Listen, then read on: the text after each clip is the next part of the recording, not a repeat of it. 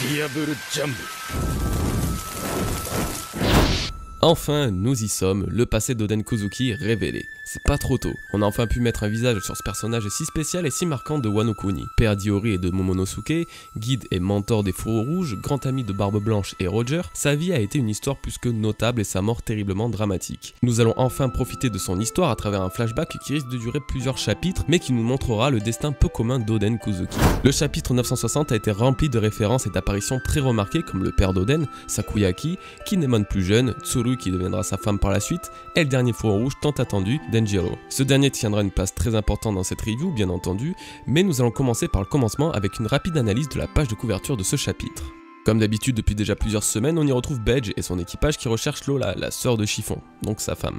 Nous revoyons la sculpture colossale de Luffy, Usopp et Kiros, érigée au chapitre 801, marquant une fois de plus le passage des Mugiwara sur cette île. Bien évidemment, ça fait penser à la statue d'Usopp déjà présente sur Skypiea. Celui qui naviguera donc entre ces deux îles commencera vraiment à croire qu'il est une divinité pour que deux peuples lui dédient une statue. Nous découvrons par la suite un Wano Kuni luxuriant, loin de l'île industrielle qu'elle est aujourd'hui. La vie y était plus présente que jamais, un temps si lointain qu'il en est considéré comme un conte. Tiens, un conte. Vous vous souvenez de cette théorie, l'une des plus grosses que j'ai pu faire et qui aura bientôt une énorme actualisation? Bref, effectivement, la notion de conte m'a tout de suite fait penser à cette théorie, expliquant que One Piece ne pourrait être qu'une histoire contée à une génération future. Je n'en parlerai pas plus dans cette vidéo car cet élément servira grandement dans la remasterisation de cette théorie. Entrons désormais dans le vif du sujet. L'un des moments marquants de ce début de chapitre est bel et bien l'apparition d'un très jeune Kinemon âgé de 15 ans normalement, car ce flashback remonte à 41 ans, tandis que Kinemon lui est censé avoir actuellement 56 ans si on compte le saut temporel. Il est entouré de sa future promise, Tsuru, et se connaissent déjà depuis plusieurs années. On y retrouve donc un Kinemon assez fourbe, puisqu'en plus de voler Tsuru, il s'en est pris au rarissime sanglier blanc trouvé par un groupe un peu plus tôt. Cette magnifique et mignonne petite créature trop choupichou sera apparemment un précieux présent au boss de la famille Kurokoma, une famille qui revient finalement assez souvent durant tout le chapitre, notamment en tant qu'ennemi de Yogoro, et qui je pense est lié au futur shogun Orochi. Quelque chose que vous ne savez peut-être pas, car l'info n'est pas souvent répétée, mais le nom de famille d'Orochi est Kurozomi. Kurozomi a une traduction variant entre charbon noir ou encore ténèbres, tandis que Kurokoma semble signifier pièce noire ou peut-être encore cheval noir. Il se peut donc que les deux familles aient un lien de parenté entre elles, et l'histoire de Kurokoma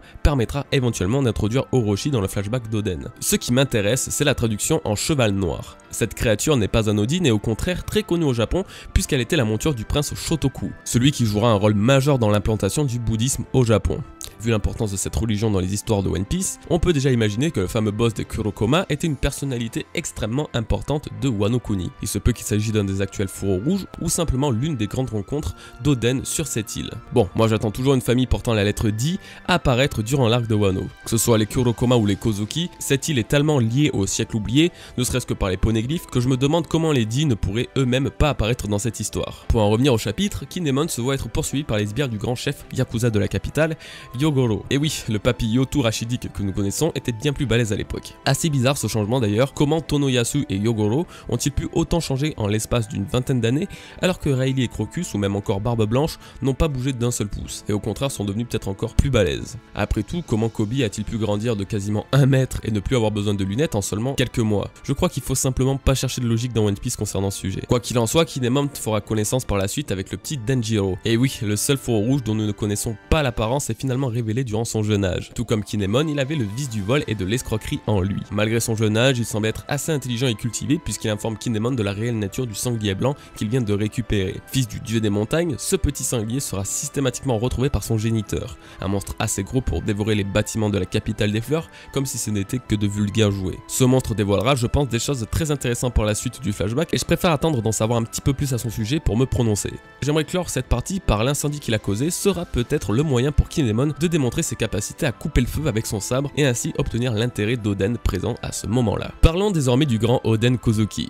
Ah là là, quelle surprise, mais quelle surprise de découvrir le phénomène qu'était l'ancien daimyo. Tout commence avec l'introduction de son père, le shogun Sukiyaki. Bon, je vais pas vous le cacher, ce type m'a fait penser à un mélange entre Barbe Blanche, Oven et Daifuku. J'ose juste espérer que Big Mom n'a pas procréé avec lui pour donner naissance au triplé Katakuri, Oven et Daifuku du coup. Celui qui l'accompagne me fait d'ailleurs énormément penser à Kyoichiro pour le coup, notamment à cause de sa coupe. Alors aucune idée si c'est légitime ou pas, mais je serais pas étonné qu'il fasse partie de sa famille. C'est d'ailleurs celui qui évoquera le cas d'Oden, ses faits d'armes sont innombrables et surtout peu glorieux. Talent de navigation nul, a frappé sa nourrice à sa naissance, a rattrapé 2 lapins en pleine course à 2 ans, terrassé un ours avec un rocher à 4 ans, profité du quartier des plaisirs à 6 ans pour finalement se battre en état d'ébriété avec des yakuza à l'âge de 8 ans et se faire finalement blacklister des salles de Paris à 9 ans. J'ai rien à lui envier perso, à 9 ans j'ai battu Pierre dans Pokémon Rouge. Et ouais. Avec tout ça on comprend mieux d'où Momonosuke tire son petit côté pervers. C'était donc un des moments what the fuck de la découverte du grand Oden, il n'est en réalité pas aussi honorable qu'on peut le croire. Et effectivement sa première vraie apparition le montrera en train de déguster un pot-au-feu, appelé Oden au Japon, donc c'est un petit clin d'œil d'Oda, sur les restes d'un ancien ami à lui, devant toute la famille endeuillée. Pour le coup j'ai vraiment été choqué de la scène, comme vous aurez pu le constater dans ma réaction live.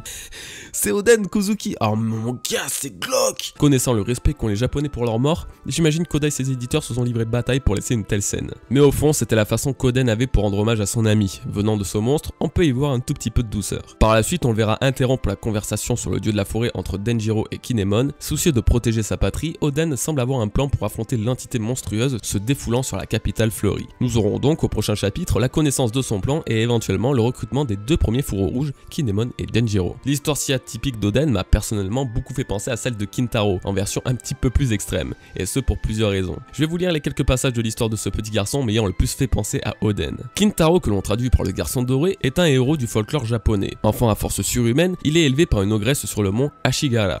Il devient ami des animaux de la montagne et plus tard, après avoir capturé la terreur de la région, Shutendoji, il devient disciple de Minamoto no Yorimitsu, sous le nom de Sakata no Kintoki. Il est un personnage populaire du No et du Kabuki.